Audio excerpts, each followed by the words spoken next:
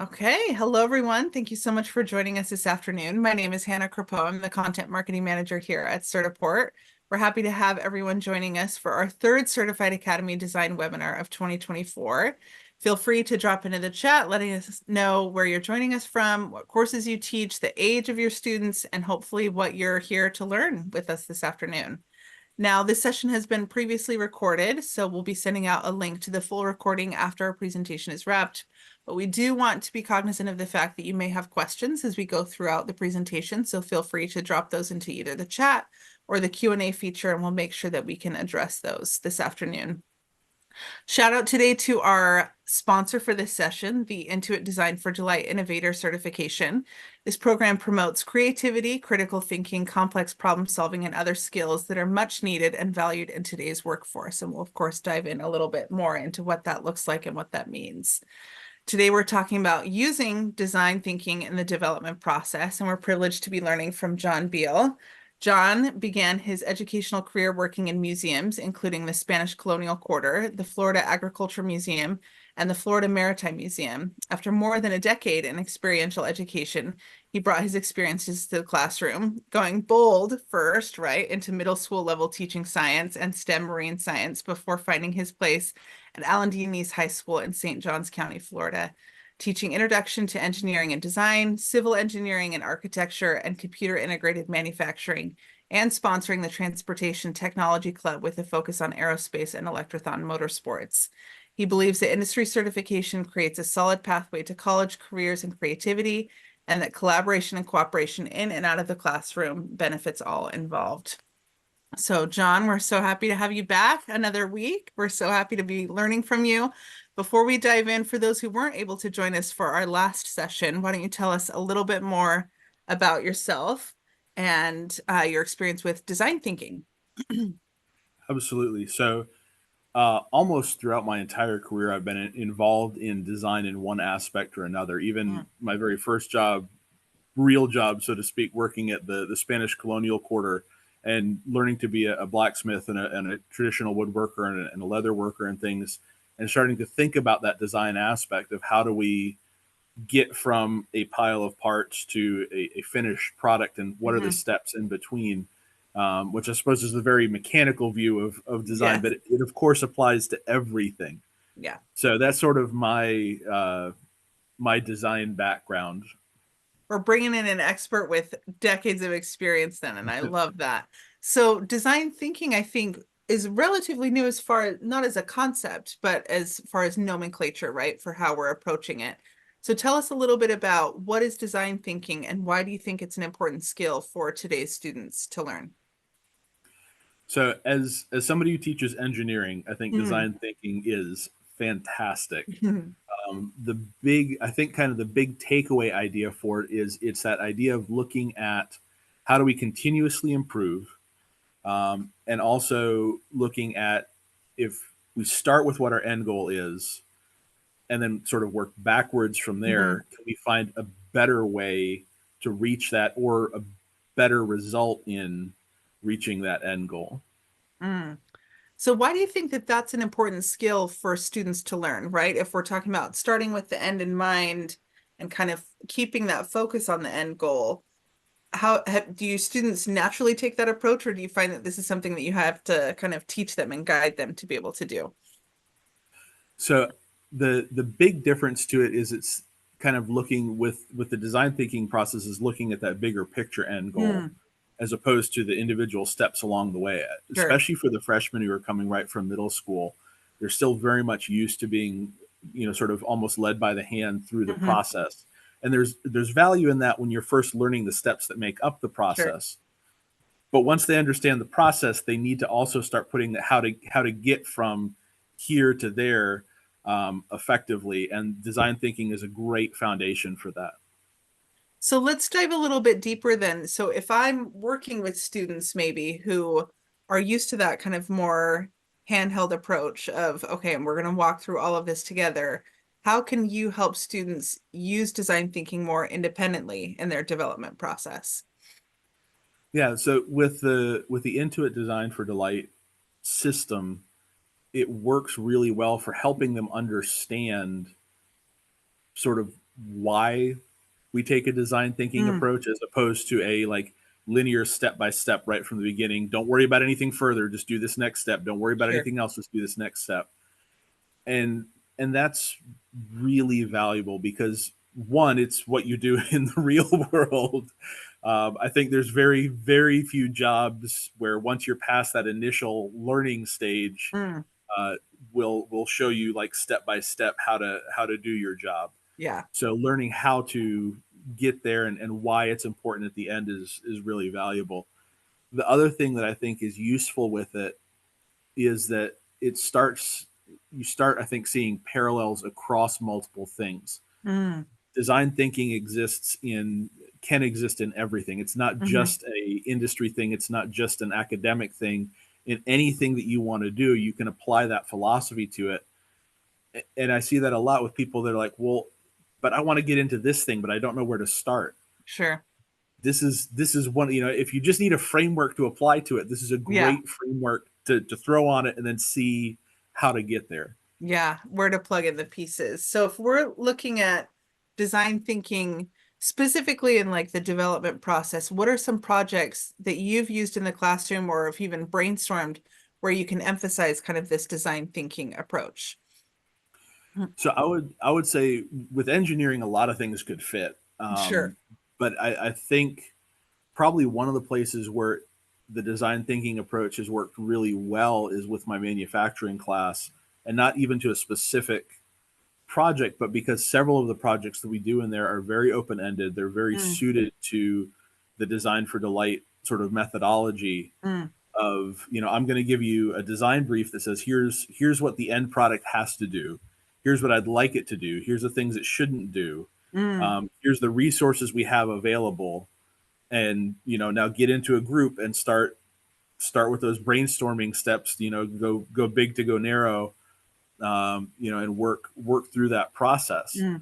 uh, and that's the other thing that I think is really great with the way that Intuit has it, is it creates a really good foundation, a really good transition from that and I taught middle school. I don't want to sound like I'm being disparaging, um, but from that sort of almost hand holding or step by step way of doing Right. things into that bigger picture, into having to take a greater personal responsibility in the project, Mm, and also into kind of keeping track of time. That's what I think one of the biggest things for my freshmen to get used to is our some of our projects in here are quarter long projects. They're not yeah. 2 days or 3 days or a week. They're Yep. like, no, we've got something to do for that project every week for the next Hmm. 9 weeks to get you to where you need Hmm. to be. So tell me how that breaks down then if we're looking at the development and the kind of design process, how do we help students work more independently, but also keep them on track, right? Because I think that's the hard part is we have For things sure. that need to be done along the way, but if we're making it an iterative process, how do we make sure that we're still kind of moving and progressing forward, if that makes sense? Yeah. Yeah.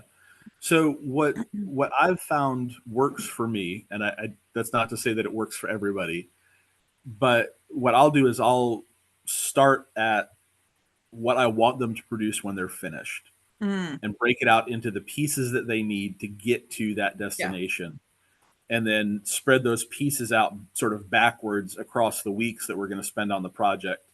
And so every week they'll have a little check-in that's, I may not check every detail on it, but they're Hmm. going to at least, I know that they at least have that part done at a acceptable level. Hmm. And if it's not acceptable, or if it's something where I can see a big missing piece, then I'll talk to them either Yeah. as a group or send them a message, because we do everything through Schoology.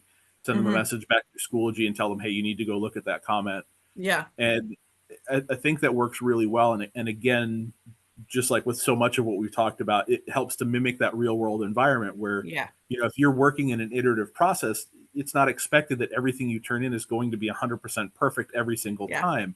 And so you've got to get used to getting feedback and then adapting to that feedback and building from that feedback. Hmm. And it's a really, sometimes they can be a little put off by it initially Sure. because they're used to that idea of like, I didn't get 100 on it. It must be terrible. No, you didn't get 100 on it because like it would have to That's be the whole just point. absolutely Yeah. amazing. The whole point is that there's room to grow. And so we need to make sure that we're still doing that. Mm. Uh, yeah.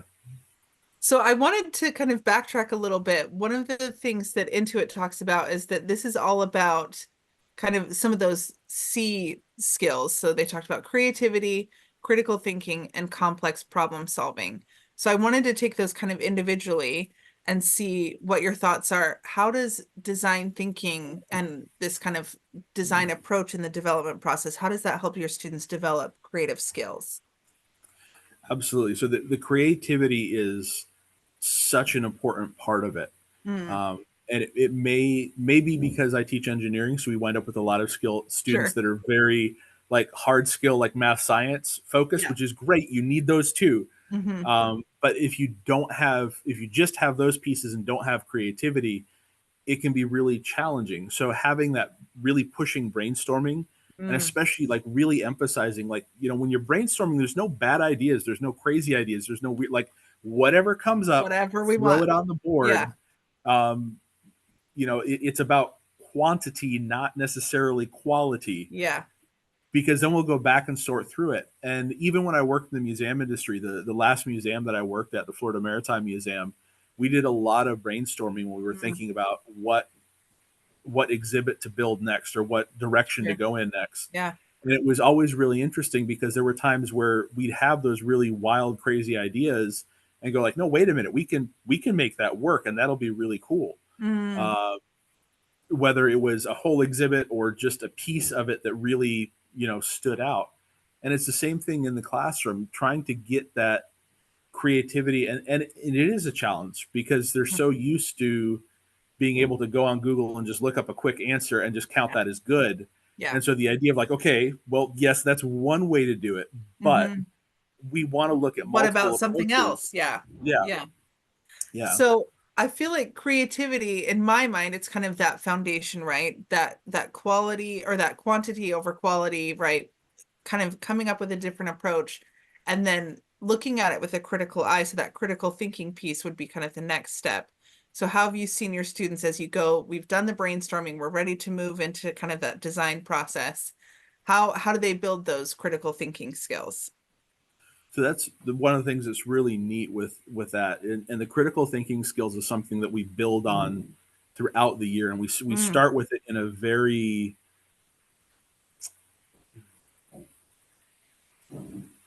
sort of hazy sort of way of sure. just sort of like, do we think this is good, do we think this is bad, what Yeah. do we like, can we combine parts from this idea and that idea. Yeah. But so now we're in a fourth quarter.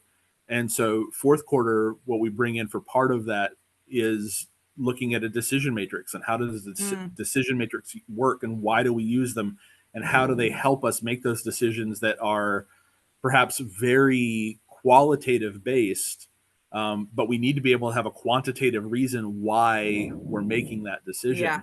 Yeah. And so that critical thinking fits really well with that, and it's something that we're building throughout the year. And they can really see that there's value. Yes, it's nice to be able to just go, yeah, we like this one because it's Yeah. neat. Yeah. But to be able to go, well, this is the one we came up with, and we came up with it because here's the numerical data that supports Sure. why this is the best fit. Yeah. And there's value in that. Yeah. Well, I think it really gets down to, and this is the part that I love about design thinking, is that learning is not a one and done process, right? To your point, I think a lot of students really struggle with the idea of, well, I didn't get it perfect the first time, so it must not be good. Well, it was never supposed to be perfect on the first try because it's your first time doing it. And so making learning that iterative process, it really flows in nicely to kind of this design thinking approach. And then after we've done that, kind of built some of those critical thinking skills, the complex problem solving, of course, is kind of like the crowning jewel of all of this, of being able to say, okay, here's what I need to do and how I can approach it based on some of these ideas that I've had. So tell me a little bit about how that's looked in your classroom with the complex problem solving, which I think is probably bringing all of those things kind of together. Yeah. For sure.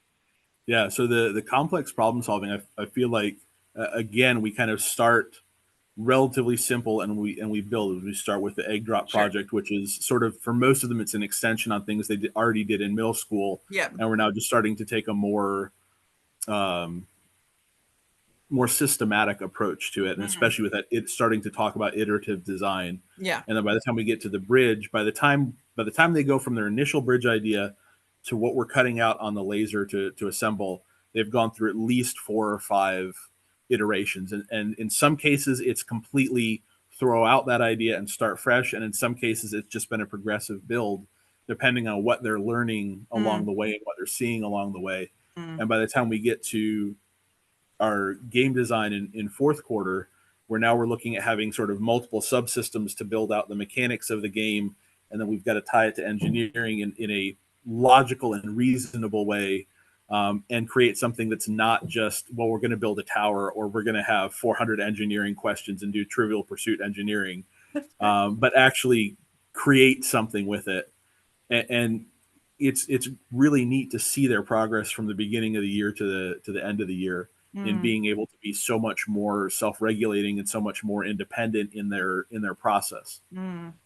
I love that. And I think one thing that I've noticed about educators who are working with design thinking or kind of take this approach in the classroom is that it benefits the students, just like you mentioned. You see them build this set of soft skills, but then it also kind of influences the teacher's approach in the classroom. So I wanted to talk a little bit about that. How are you using design thinking as the one guiding the classroom as the educator?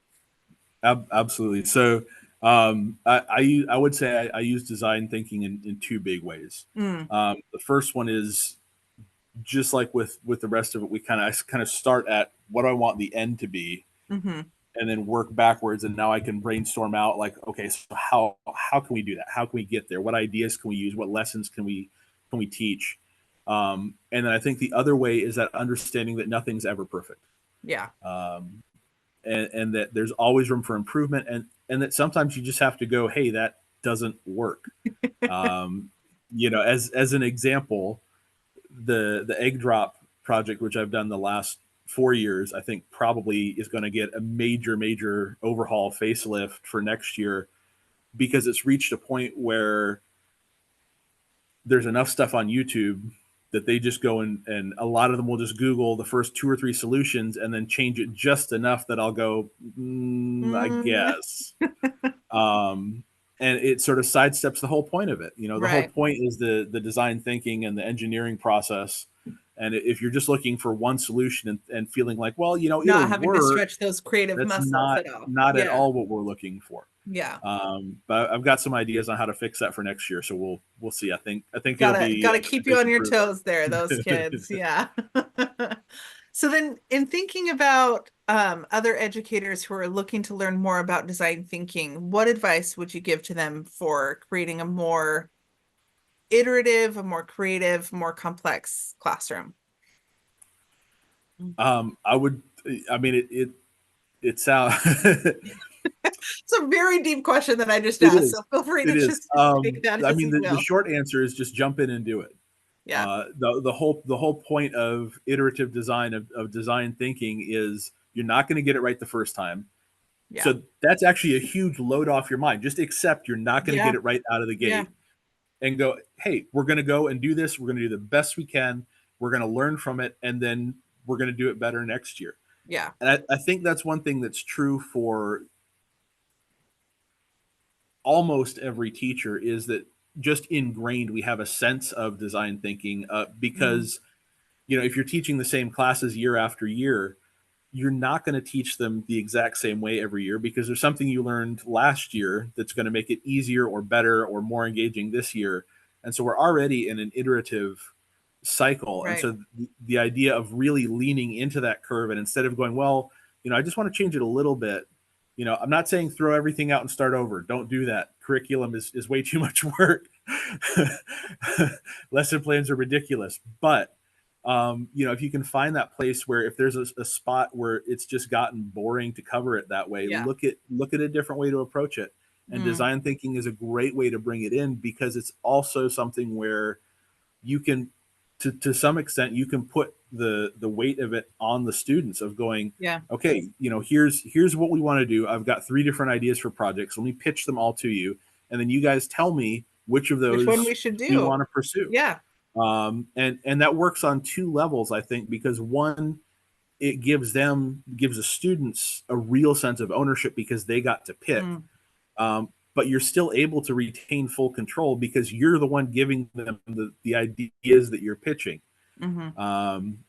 So it's a little bit like telling your kid, hey, are you going to eat your vegetables first, or are you going to wash your hands, or are you going to, they're all things that are going to The happen. illusion of control. We're all But very yeah, familiar. Yeah. and that sense of ownership and buy-in Yeah. is huge. And it'll really, really help the students connect with you, with the classroom, build Yeah. community, like all of the things that we want to check boxes on. Really It's a good builds way to into get that. there. Yeah. Oh, I love that. Well, thank you so much, John, for sharing all of your expertise and your experience with design thinking and that development process. I know, to your point, and this is something that we've talked about separately, it's something that doesn't just apply to engineering, which I know is what you teach. It doesn't just apply to the graphic arts. It doesn't just apply in these specific areas. It's something that we can use as a skill and that students can use as a skill as they go throughout their lives. So what an incredible toolbox that you're kind of giving students to walk away with. So I think that that's For sure. wonderful. Before we wrap up, I did just want to give a couple quick announcements. Our first announcement is that if you're interested in testing out, for example, the Intuit Design for Delight certification, we do offer a boot camp as part of Certified Academy Design. So if you want to try out the curriculum, the practice tests, or even test out the certification exam, we would love to give you a chance to be able to do that. If you haven't registered for that, please just email us at certifiedacademy@pearson.com and we'll make sure to get you plugged in. The second announcement is that John is an expert. We've had many experts here, and this is all a great build-up to seeing everyone, of course, present their expertise at the Certified Educators Conference happening in Orlando, June 17th through the 19th. If you haven't registered for that, we would love to be able to meet you and interact with you in person. So visit certified.certiport.com for a little bit more information and for the link to be able to register for that conference as well. We hope to see you there. The third piece is that next week we'll be discussing the newest additions to this Adobe Certified Professional portfolio. So we would love to be able to have you join to learn more about those new certification exams. If you have any questions in conjunction with that program or any questions about what we've presented here today, please feel free to just email us at certifiedacademy@pearson.com and we'll make sure to take care of you there. So thank you so much, John, for being with us again. We really appreciate you lending us all of your expertise, and we hope that everyone who's spent time with us this afternoon has a great rest of your day and a great evening. So thanks for learning with us.